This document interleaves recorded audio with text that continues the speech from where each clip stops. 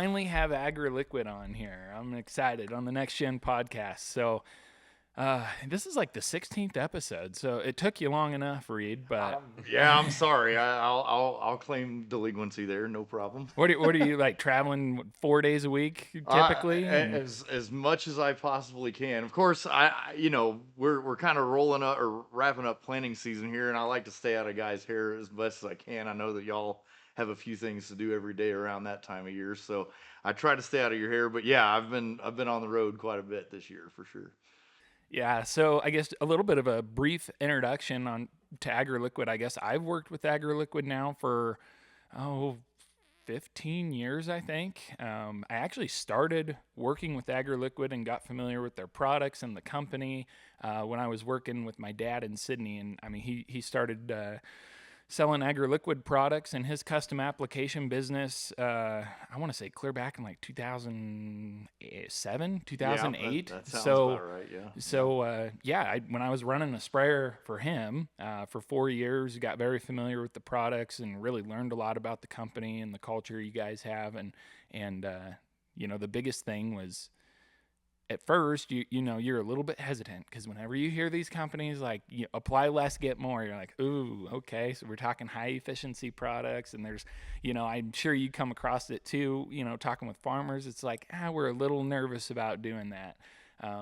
Really, what one of the reasons AgroLiquid was the very first company when I started my own business 6 years ago now. That was the first company I wanted to work with, and the main reason was I saw them work I saw all the products perform very well in Sydney.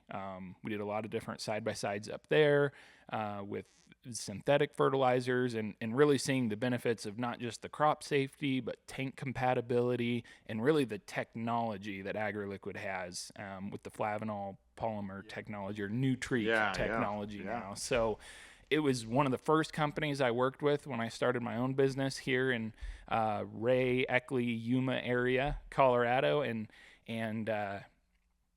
really the products just sold themselves here. We started mainly on corn, a little bit on wheat in this area, and we just saw good result after good result, and that repeatability. And you guys had a ton of research data too for us as far as finding the right rates, finding the right synthetic replacement rates that we could use, and just right out of the gate had really good luck with AgroLiquid. So it's been one of the easier companies to work with. You guys obviously have some great systems in place, both on the agronomy side, but also making it easier for retail partners to work with you, providing agronomic support. And I've really enjoyed working with AgroLiquid. So you guys are, hopefully I don't make anybody else mad, but you're one of the favorite companies I work with for sure. So. Well, I appreciate it. And yeah, I mean, you came on, I would say, at that time, I mean, you referred to high efficiency fertilizers. I mean, 2007, 2008, when you were cutting your teeth with this stuff, that was almost a bad word in the industry. I mean, guys had a really tough time back then compared to, fast forward 15, 17, 20 years later. We're kind of the thing in the market now, we're maybe not 100% persistent in the market, but a lot more people know about high efficiency fertilizer now than they did 20 years ago and believe in its capability. And so, your dad's business still cooking up there in Sydney, and you've made a great lot of leaps and bounds down here in this part of the world. As you mentioned, we've got research all over this part of the world. Yuma, Colorado, right over here at the Irrigation Research Foundation, we've got nearly 20 years of research with them, looking at how our products perform in this soil and these climate conditions and stuff like that. So, I think it's been a great partnership. You're a guy that's hungry for innovation in the industry, looking at the new things, the latest and greatest, and I feel like AgroLiquid has kind of maintained that edge over that course of time. So. Right. I remember talking with Brian Waugh a couple years ago, and he's like, well, a little nervous, like you're always looking for the next new thing. And then I actually had Damian Mason speak at one of my or one of our soil clinics, and he's like, "Well, that's a good thing. Keep Yeah, pushing them, yeah, keep pushing for innovation." And yeah. that's one thing. I mean, AgroLiquid, has a full portfolio of fertilizer products, several biological products. Now they're getting into that humic and fulvic space with the acquisition of Monty's Plant Foods. So really excited about how AgroLiquid continues to grow and add products that really add a lot of value to the farmer. Yeah, and with that acquisition, I mean, yes, we're bringing over some of their products and their portfolio, but their whole technological line. I mean, we can start incorporating some of those with our Nutriq technology. I mean, really the possibilities are endless when you think about different formulations, nutrients, how those work, and work with that humic and fulvic acid, lineup that they've got. I think there's a lot of different possibilities for us in the future. So. Right. Now you've been with AgroLiquid for some time now, Yes. Reid. So why don't tell us a little bit about yourself and your Sure, journey. sure. Yeah, I grew up west of Houston. Went to Texas A&M University, and got my degree in agronomy, Bachelor of Science in agronomy. Graduated from there and moved to Guymon, Oklahoma. And so I was a crop consultant in Guymon, that Oklahoma, Texas Panhandle, Southwest Kansas area, for about 5 years, and got the opportunity to join AgroLiquid, which allowed me to move back closer to home. So now I live in College Station, Texas. Us good Aggies don't leave far, and if we do, we always come back. So yeah, I'm back in College Station. I cover now the Great Plains as an agronomist for AgroLiquid, but before that, I was a Southeast regional agronomist. I was a sales account manager before that, so I've had a lot of different steps in my journey to this point. But it's taken me to a lot of different places in the United States. But here, Western Great Plains agriculture. You know, I feel like AgroLiquid has some of the best opportunities in this part of the world. I say that, not to say that we don't work everywhere, and we can position our products where we need to, but this soil out in this part of the world has a lot of challenges. I mean, I don't think that's any secret to anybody, but because we have a lot of challenges, that gives AgroLiquid the ability to differentiate ourselves from a lot of the conventional stuff that's out there. And so, when you've got some technology that can overcome some of those challenges, it gives you the opportunity to succeed and succeed well. So I've really, really enjoyed my time, met a lot of good people, had a chance to work with a lot of good retailers like yourself. So it's a fun new challenge every day. So Yeah, and on a lot of different crops too. on a lot of different crops, Because yeah. you're, I guess what are some of the crops you? I guess if you could say your main five right now. Well, main five, I would say, corn, soybeans, wheat are going to be big if you're in the Great Plains. Grain sorghum, if we could get the price up, it'd be even better. Cotton, sunflowers, alfalfa. I mean, I go a lot of those directions. I wish cotton was a little bit better price and we had a little bit of rain in some of those cotton growing areas like Lubbock and around that area. But that's kind of been a struggle when you're competing pencil to pencil on a corn crop. So we're seeing cotton acres down in some of my part of the world.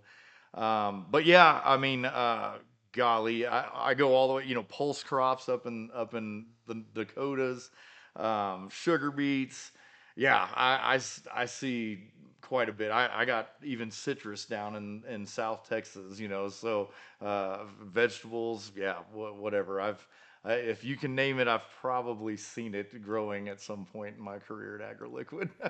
Yeah, that's a lot of different crops to keep track of too. And I mean, everything's, every crop reacts a little bit differently to, the timing of fertilizer, but also, the pairing of different nutrients, which is one thing AgroLiquid does a really good job of is, multi-nutrient fertilizer products, enabling, getting that synergy really from whether it's potassium and iron with the phosphorus phosphorus product, or maybe it's boron and copper with manganese and iron and zinc, and the Micro 500, which is a product that's done very well here in this area. So yeah, a lot of different crops, a lot of different, a lot of experience too. So You bet. I know Yeah. there's a lot of times I'll, call or text you with agronomic questions, and it's always good to have that resource. So Well, I appreciate it. Yeah, I just wish you were a little closer.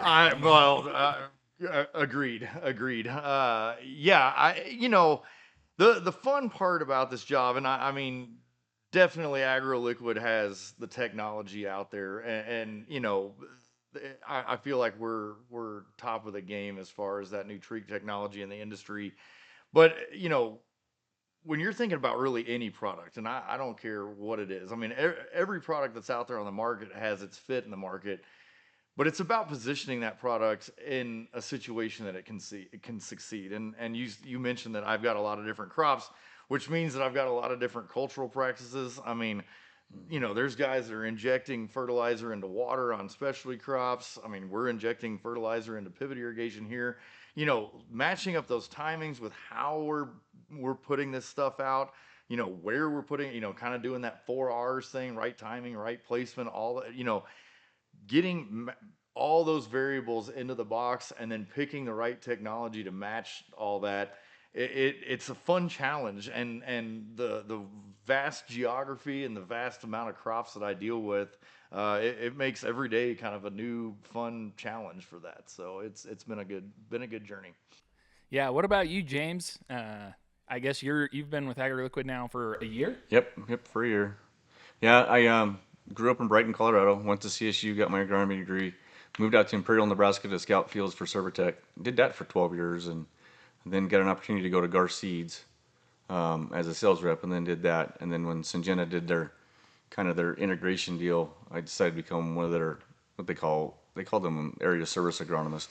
So I did that for a while. I covered chemistry and seeds and everything else, and then there was an opening for regional agronomist for NK, so I took that one. So I covered basically, before this, 15 states in the West, basically western Kansas all the way out to California. And then they kind of downsized, so I found this job a year ago. So yeah, this has been kind of a different culture than what it was with the bigger companies. More family, not as, I mean, they want to sell product, but they're not as intense. It's a little more laid back. They're not calling you every other day, where are your numbers, and kind of driving that hard. So it's been fun. Little less like Pivot Bio, a little more like AgroLiquid. So that's a good thing. I think I've always appreciated that about AgroLiquid, is that it's never just a constant phone call like, hey, how come you're not moving more of this? And it's how can we help you place products better? And that approach, when you have that grower in mind first, like that's the first priority, is helping them succeed. And I've seen it in my business too. Like the sales come because you have great products. Yep. And when you act as a team member to their success, that's what helps. Right. I did that one with the Silvertech. It was always like, let's go figure out, when somebody bring me a new idea, let's go look at it, let's go research it and see if it fits, and then run with it that way.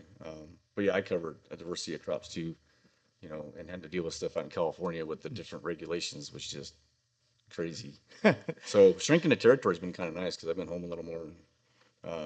That's been nice, but AgroLiquid's just been amazing. And looking at their products, and when the first week when they take you in for training and talking about the Nutriq technology and how all that works, and then actually spilling some in the back of the truck and not watching the truck bed rust away, that's just watching their products just grows. So it makes an instant believer. But it's kind of a different mindset. And I was talking to Reid on the way down here that I sell to a grower in Wheatland, Wyoming, and he couldn't get over the fact that we were going to use less product. Instead of 40 gallons of putting on a strip till, I was going to use 25 and get the same amount out of it. He's still wrapping his head around it, so he's left some stuff open to test. But yeah, we were cheaper, getting better products, had more nutrients in the mix than just straight 10-30-40. But we had Micro 500 in there. We had some sulfur in there in the whole mix for cheaper than what he was getting it from the local co-op, and using less gallons so we could cover more ground. Right. There's a whole nother cost savings built into that. When you're more efficient with your equipment, there's obviously the time and the labor. And you talk to a farmer, and what's the one thing they don't have enough of? And it's time. So you got your time savings, you've got your less wear and tear on equipment too. And so, yeah, there's a lot of different benefits the AgroLiquid products bring to the table. It's time for a crop nutrition plan that gets more return from every drop. Starting with Pro Germinator from AgroLiquid, a complete phosphorus fertilizer product that includes nitrogen, potassium, and iron. More than 30 years of research shows that lower application rates of Pro Germinator often outperform other sources of fertilizer. With AgroLiquid's Pro Germinator, you can apply less and expect more. Find out more at agroliquid.com. You talked about 1034, and that's always an easy one. And I remember back in 2007 time frame, first getting those loads of Pro Germ, and we didn't plug filters. It didn't salt out. It didn't, we could go down to 0 degrees over the winter and we did not have a product issue. And so that was always really nice. We weren't like unplugging filters with hair like we have with 1034. It's a lot to be said for that Nutriq technology. So let's kind of talk about that, because I don't think you can really talk about AgroLiquid without talking about their main technology. Well, put simply, it's a plant-derived molecule, so it's not something that we're mining out of the soil or anything like that, or synthetically making in a lab. It's actually plant-derived, and so yes, it's a carbon molecule. I mean, that's kind of a big buzzword in the industry nowadays. But it's, again, a naturally derived molecule that plants, many different plants make this molecule. But the advantage to carbon, and the reason why that's a big buzzword, is carbon has that unique ability on the periodic table. It kind of sits in the middle of the periodic table, if you remember back in high school chemistry. But it has the ability to bond with both positive and negatively charged ions or nutrients. And so when you look at any fertilizer that we put out, whether it's NPK all the way down to zinc, moly, boron, whatever, they all have that ionic positive or negative charge. That positive or negative charge is what does something metabolically in the plant, so we have to have that. It's not like we can just get rid of that and it'd be just as effective as it was before. But the problem, like James was saying, that reactivity, that positive or negative charge, is what causes problems in the tank. It's what causes your trunk bumper to rust out. It's what causes some of the weird interactions that we get, the handling problems with fertilizer. And so by being able to take those nutrients and bond them to that carbon molecule, that plant-derived carbon molecule, we can eliminate or buffer out a lot of that reactivity temporarily. And so that buys us some time for getting that nutrient from our manufacturing facility through all of the tanks and all the handling processes and the sprayers and mixing with the crop protection products and all of the interactions that go on in the soil and all the interactions that go on right there in the rhizosphere of the root. And we can bypass a lot of that. And by bypassing a lot of that, that plant has an unimpeded way of getting to access that nutrient. It can take that nutrient in, digest that carbon just as if it was a part of itself, and take advantage of the nutrients that are bonded to it. And so that is, in a nutshell, how we're buying some of our efficiency. Now, different nutrients behave different ways, and so I'm not going to tell you that the same Nutriq technology, the same molecule is in high energy N as it is in our phosphate product Pro Germinator. Those two nutrients behave and are lost in the system a lot differently. But it's essentially the same efficiency mechanism. We're trying to eliminate or reduce that reactivity of that nutrient until the point that we want it in that plant's metabolism. Right. And it's not like Nutriq makes these miracle products. It's just that the old synthetic fertilizers, hundreds of years old, or over 100 now, it's just that they're that inefficient. That's correct. That's correct. So it's, when we're running fewer gallons, it's not, we're not trying to do it with some plant stimulant or to mine more nutrients out of the soil.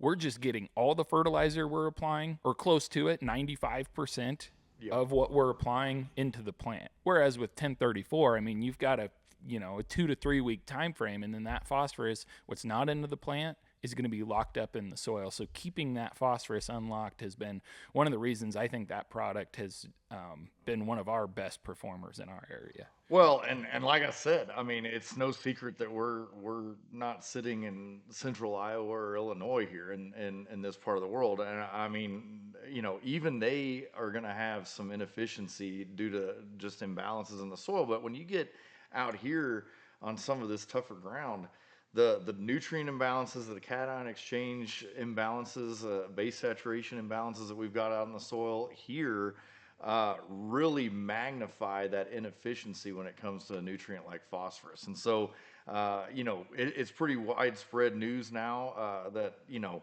a lot of the universities for years and years and years would make a recommendation for X number of bushel of corn, and that recommendation, you know, included that 60 or 70% loss. And so we might only be getting 10, 12, 15, 30% of the fertilizer that we're putting out there.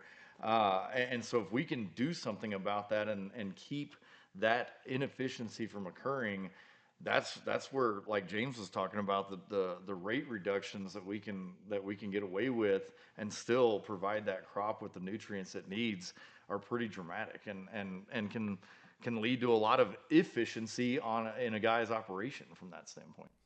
Right. So this Nutriq technology is specific to AgroLiquid. No one else has it. No one else has been able to figure it out. And AgroLiquid, I think, you know, obviously when I brought it to this area, it was like some newer company, you know, because in 2000, like you're getting a lot of these newer companies no one's ever heard of. And for this area, they hadn't really heard of it. So they just kind of assumed AgroLiquid was a newer company, you know, maybe with a lot of VC money behind it. But what's cool about AgroLiquid is that it's always been a family-owned company. And how long?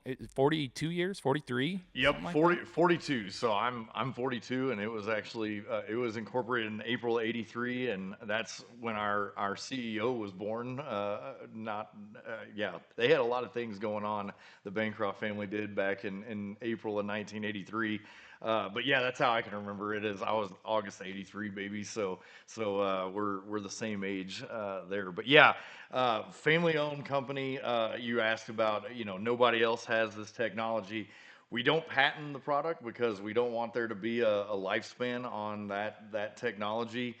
So it's strictly proprietary. That's a secret that we keep locked up in the vault up there in St. John's, Michigan. But that allows us to be able to compete on the market and not have to worry about that patent window expiring. And so it's been highly successful for us for 42 years. So yeah. Yeah, and I mean that's truly amazing for me because you've got you know, so many different scientific advancements now, and no chemist has really been able to duplicate what you guys figured out 40 years ago. So how did AgroLiquid get started? How did they figure this out? Because it was Troy Bancroft and Dr. Cook. Yeah, Douglas Cook. And Douglas Cook, it would be Troy's father-in-law. So they partnered up, and Douglas Cook was a true entrepreneur. I mean, he just experimented with a whole lot of stuff. And back in the 60s and 70s, he started looking at how inefficient fertilizer really is. And he was like, man, there's got to be a better way to do this. And so he started doing some research on you know, how to make fertilizer more efficient. Really, he started in the specialty crop market there in central Michigan, horticultural market. And you know, Michigan, next to California, has the second most diverse cropping systems in the U.S. So he had a good ground of experimentation to do that. And so anyways, kind of built up a customer base prior to them incorporating, but really needed kind of that business side, that you know, how do we make money out of this technology or this method of fertilization? And so that's where Troy really came in. And when they partnered up, they incorporated the business in '83 and really just serviced kind of right there in central Michigan, maybe the northern parts of those I states, but then around and kind of just live like that. They established our research farm in 1992. I mean, as you said, you know, this product is hard, and when it's proprietary and you can't tell a guy exactly chemically how this stuff works. I mean, even me as a salesman of 16 and a half years, I don't know the true secrets, behind the curtain of how this stuff works. And so we needed a research arm to get going. And so we started that back in 1992 and slowly built up. And then in 2000, they built the Goodland facility out here. And so we had expanded far enough west. We had found some retail partners out here in this part of the world that developed a big enough demand in order to justify our plant in Goodland, Kansas. And so Goodland came online shortly thereafter. Williams, Iowa came online, and now we've got plants kind of scattered across the United States. We just built our latest one down in Florida. So quickly expanded pretty soon after that 2000 plant expansion happened. Yeah. So James, with AgroLiquid, where have you really seen in kind of this Colorado region? Where have you really seen AgroLiquid products shine? They're shining well here in Yuma, Ray. You get up around Holyoke, Sterling, that whole area where the soil pHs vary, and a lot of time we're dealing with high pHs, so we're 7/8 and above. So that ties up a lot of nutrients, especially phosphorus.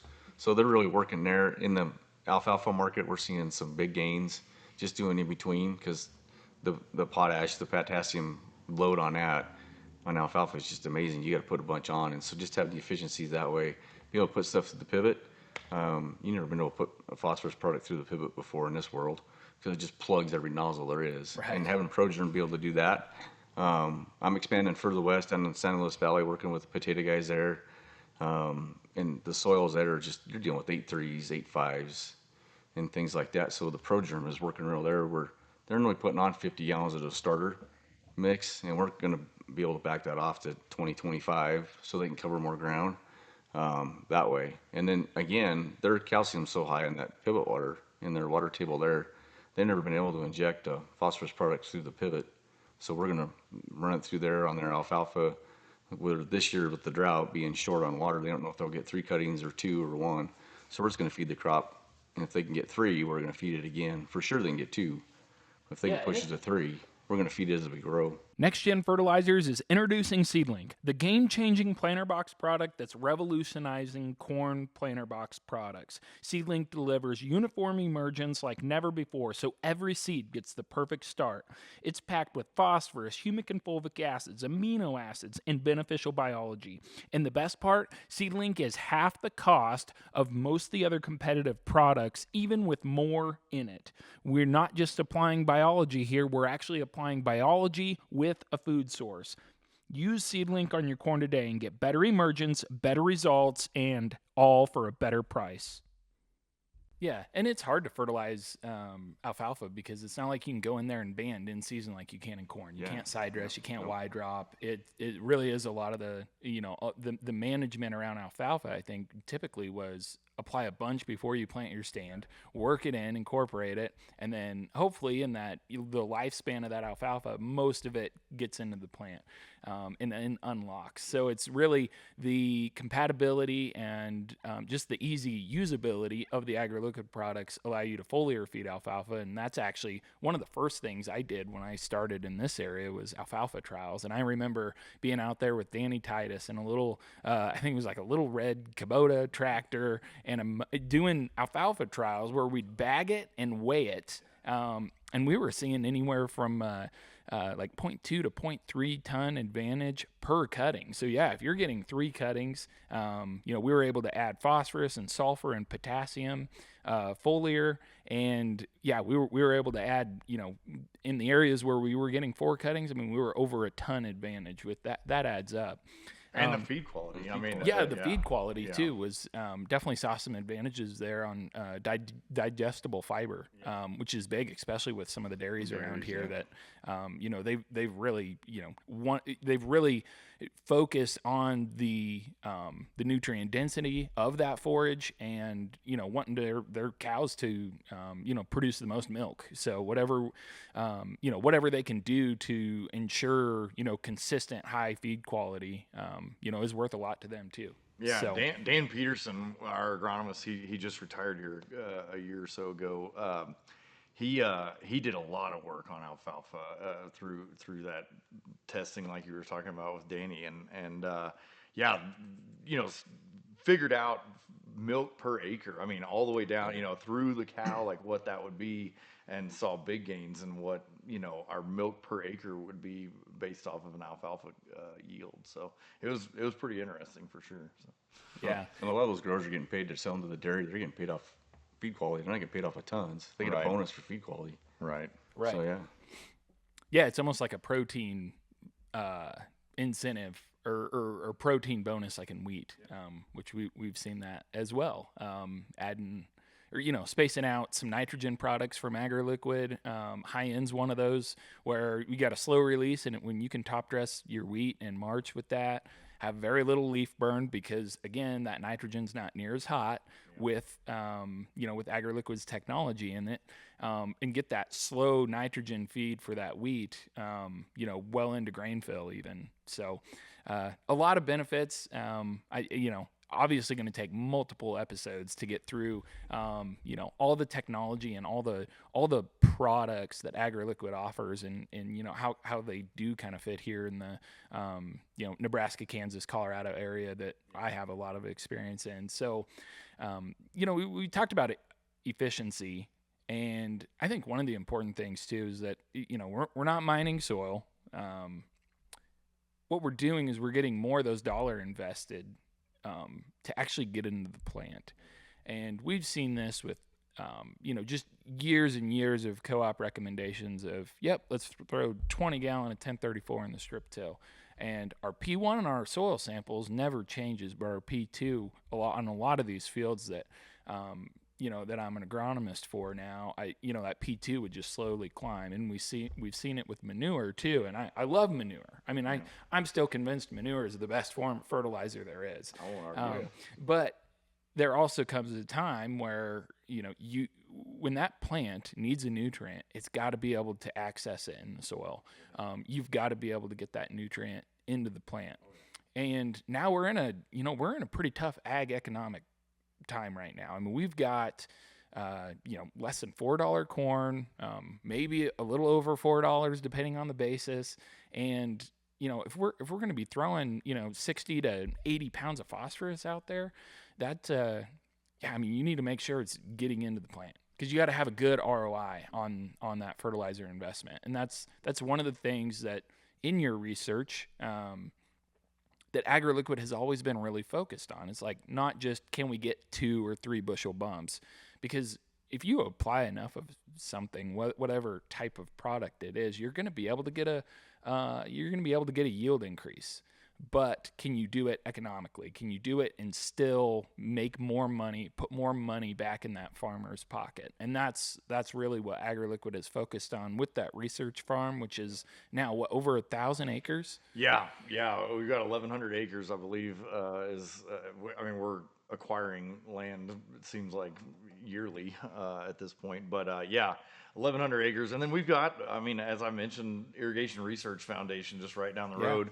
We've got several contract researchers that we've worked with over the years on different projects scattered throughout the United States, and we do a lot of farmer trials. I mean, Paul, you've done several trials for us over the years too, just on different farmers down there around Chad Gottes's old place. We used to go do walk fields and see. I mean, you had all kinds of different things going on out there. So we value those guys that are constantly looking to see what we can do and do differently and create successes. So one of the things that I this is a little plug for our research farm, but we do compile a lot of that data. So rather than just having side by sides or whatever, we do what we call our win rate data.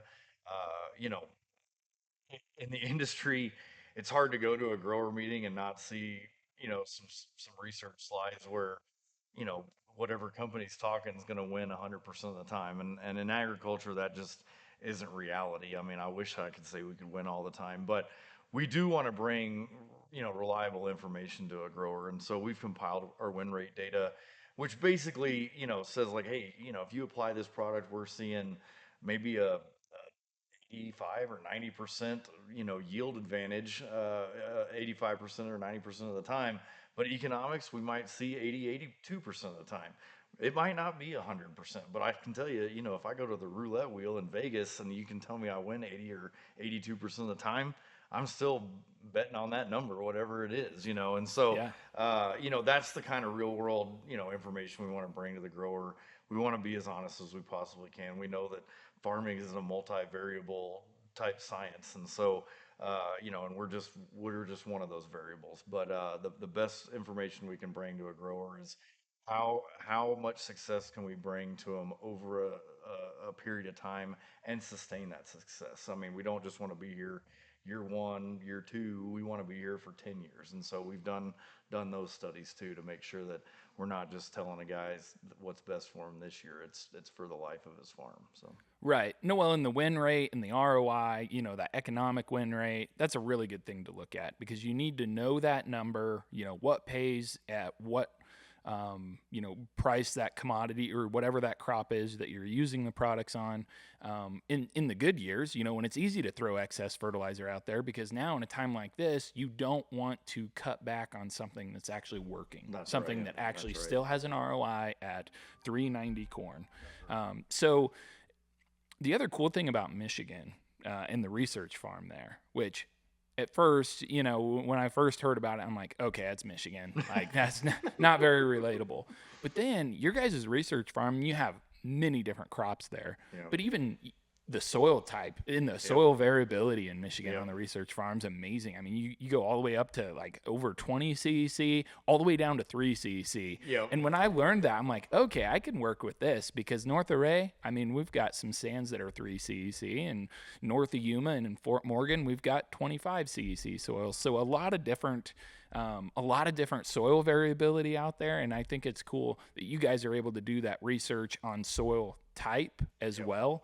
And then, you mentioned all the local trial data that we've kind of partnered together, and a couple new products that have been released now. The the high pH iron product. We had that on some fields too, and there's just a lot of different variables when it comes to fertilizer and nutrient efficiencies, and being able to test that across multiple geographies, it goes a long ways, and it really helps you make that good recommendations. Which, talking about the win rate, and I mean, first of all, if you have somebody tell you our product works every single time, 100% of the time on every single soil, like, I would run out of there.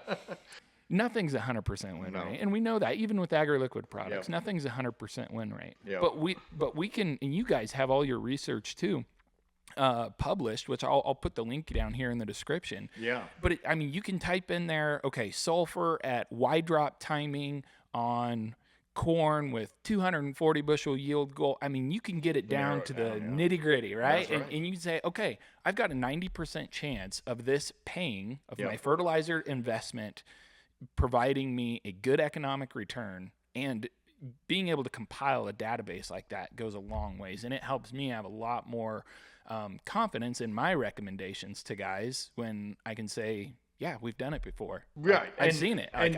This is your success rate. You've been to the farm, and we're not just throwing darts, Yeah, and it's funny to go back to that, to our research farm. I mean, I like to say that we pump it up as much as we can, and we probably don't do as good a job as we should. And one of the biggest things, I mean, granted, all the trial data that we get out of it is awesome, but being able to see it, like you've been there, and this is not a knock on all contract researchers. There's some great contract researchers out there, but a lot of contract research, university type stuff, is small 30-foot plots. Yes, they might be replicated, but to scale it to full scale is kind of hard to wrap your mind around. We are, by and large, I mean, I can't even think of a plot size, piece of equipment out there. I mean, we're full scale combines, full scale tractors. The other thing is that everything out there is immaculate. I mean, we plant rye in our, in between the rows or in between the plots and everything, so you can walk out there. If you ever get a chance to go out there and look, we'll be glad to give you a tour if you haven't been. But it is set up and so immaculate. It does give you the trust that the research that you're getting out of that is meaningful research. It's not just a haphazard, last minute thought out plot. I mean, we spend an awful lot of time in the wintertime really thinking out, how do we want to test the new products that we have coming out? How do we want to test our old products in new ways, and all those types of things? And so I give our research farm a lot of credit on what they've been able to do, and they've built quite the operation in the last 35 years. Yeah, I think that's a really good overview of AgroLiquid as a company. Yeah. You know, really founded in research to prosper the farmer. And I mean, I steal that tagline all the time because it really does hit home. And to really mean it and to act on it is something I've really appreciated with AgroLiquid. So, look forward to having you guys back on and talking more about individual products and placement. And kind of, with as much as you travel, Reid, I'd love to, kind of get a crop update too, maybe a couple times throughout this growing season, and kind of see where it got hail and where it didn't. So hopefully it's not in Yuma County this year. Yes, no doubt. I think Charles over there at IRF would really appreciate that as well. So no, absolutely. If anytime, love to give you the crop update as I see it in my travels. So. All right. Well, other than that, I guess, tell everyone down south to, grow something other than corn so the price comes up for us. And... Yes. We need all the cotton acres we can get. You bet. All right. Well, thanks a lot. Tune in the next time to the Next Gen podcast. And, as always, you can find us anywhere podcasts can be found. YouTube. We also put them all on all our episodes on our website, nextgenfertilizers.com.